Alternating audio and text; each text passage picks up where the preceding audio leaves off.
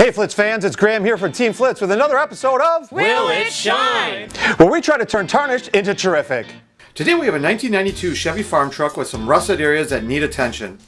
Let's put the power of the Flitz all-metal pre-clean and a little 4/0 steel wool to the test on removing it.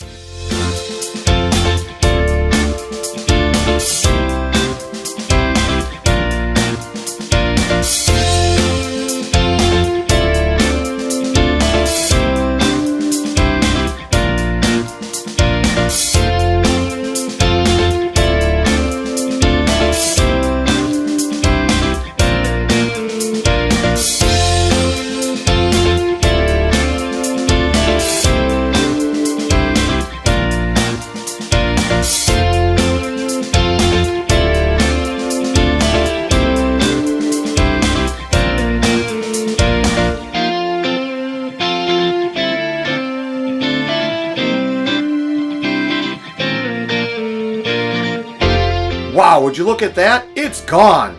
If I was keeping score, I would say Rust 0, Flitz 2. Remember, when it comes time to cleaning, polishing, and protecting your finishes, Flitz it.